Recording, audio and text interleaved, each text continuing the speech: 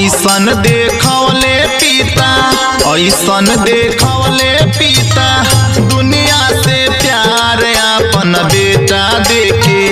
ऐसन देखवले पिता, दुनिया से प्यार अपन बेटा देखे। लोगवन के करे ले उधार अपन बेटा देखे।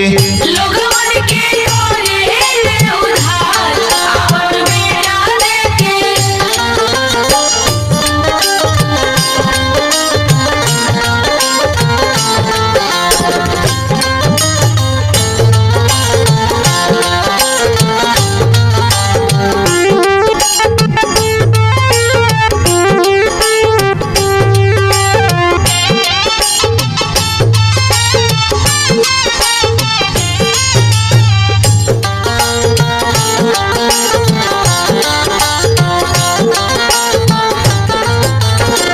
ज्योति बनी सुआ के करे ले चंगाई। करे ले चंगाई हो करे ले चंगाई। जे जेवन मांगल देके कइले भलाई।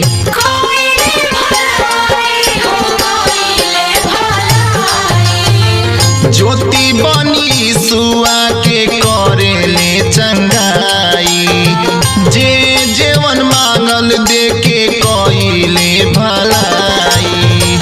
मुर्दा के जिंदा कइले, मुर्दा के जिंदा कइले, करे जय जयकार अपन बेटा देखे। लोगवन के करे ले उधार अपन बेटा देखे। लोगवन के करे ले उधार अपन बेटा देके।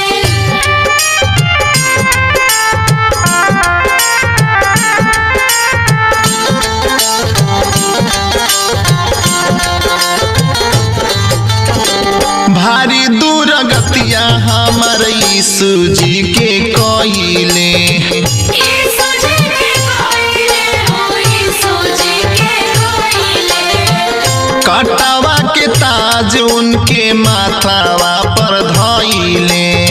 माथावा पधाइले हो माथावा पधाइले। भारी दूर गतिया हमर यीशु जी के कइले। कटावा के ताज उनके माथावा पर धइले। सगरी बदनिया बहे, सगरी बदनिया बहे, खुनवा के धार अपन बेटा देके। लोगवन के करे ले उधार अपन बेटा देके। लोगवन के करे ले उधार अपन बेटा देके।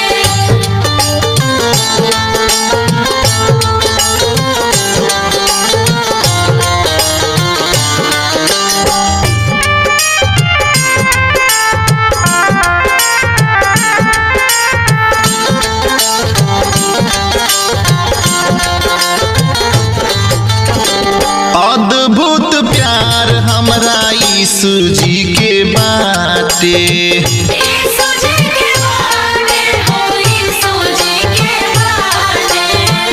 दुखवा के देखी लोगवा दाते अंगुरी काटे।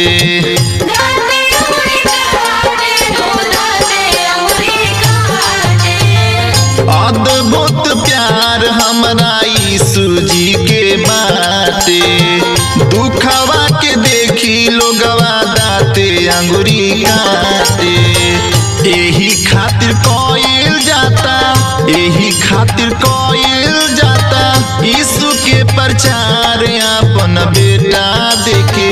लोगवन के करे